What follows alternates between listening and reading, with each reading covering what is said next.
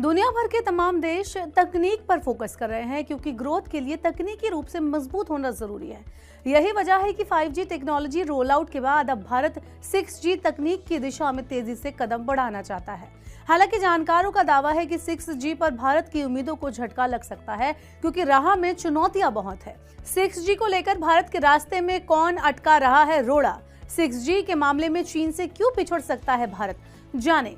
Industry expert और analyst का कहना है कि Bharat global 6G technology patent का 10वां हिस्सा हासिल करना चाहता है, लेकिन इसमें कई चुनौतियां हैं। देश को अभी 6G रिसर्च और छठी पीढ़ी की वायरलेस ब्रॉडबैंड टेक्निक को सपोर्ट करने के लिए 4G और 5G नेटवर्क को अपग्रेड करने में अरबों डॉलर की फंडिंग चाहिए। ईटी की एक रिपोर्ट में उद्योग से जुड़े वरिष्ठ अधिकारियों ने टेलीकॉम से जुड़े रिसर्च और डेवलपमेंट के लिए सरकार की ओर से आवंटित रकम को कम बताया है। सरकार ने वित्त वर्ष 2024-25 के लिए बजट में टेलीकॉम रिसर्च एंड डेवलपमेंट के लिए 1100 करोड़ रुपए आवंटित किए हैं, जो जीडीपी का महज 0.03% है। इसमें इंडिया एआई मिशन और डिजाइन लिंक्ड इंसेंटिव स्कीम के लिए भी रकम शामिल है। उनका कहना है कि वास्तव में दूरसंचार विभाग को R&D के लिए सिर्फ 400 करोड़ रुपए आवंटित किए गए हैं। ये चीन और अमेरिका के मुकाबले काफी कम है। 6G रिसर्च में चीन पहले से ही एक मजबूत प्लेयर है। उसने दूरसंचार से जुड़े अनुसंधान एवं विकास के लिए 1.55 ट्रिलियन डॉलर का फंड निर्धारित किया है। इंडस्ट्री के अनुमान की माने तो चीन और अमेरिका ने तकनीक से जुड़ी R&D के लिए अपने जीडीपी का करीब 2 से 3% अलग रखा है। प्रोफेशनल सर्विसेज फर्म यानी ग्रांट थॉर्नटन ने अपनी रिपोर्ट में बताया कि भारत चाहता है कि 2030 तक स्वदेशी कंपनियों के पास कुल 6G पेटेंट का कम से कम 10% हिस्सा होना चाहिए। हालांकि उसे इंफ्रास्ट्रक्चर तैयार करने और रिसर्च एंड डेवलपमेंट के लिए पर्याप्त पूंजी हासिल करने में चुनौतियों का सामना करना पड़ रहा है।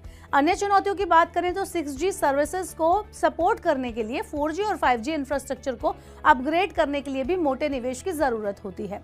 साथ ही 6G टेक्निक आने के बाद उसे रखरखाव और ऑप्टिमाइजेशन से जुड़े खर्च भी भारी भरकम होंगे।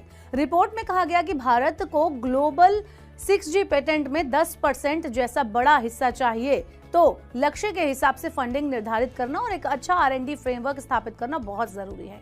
6G रिसर्च को बढ़ावा देने के लिए यूनिवर्सल सर्विस ऑब्लिगेशन फंड यानी USOF में रखी करीब 83,468 करोड़ रुपए की रकम को शुरुआती फंडिंग के रूप में इस्तेमाल किया जा सकता है।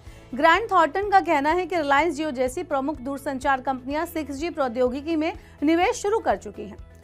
तो 6G टेक्निक से आर्टिफिशियल इंटेलिजेंट यानी AI पावर्ड तेज ब्रॉडबैंड नेटवर्क का रास्ता तैयार होगा।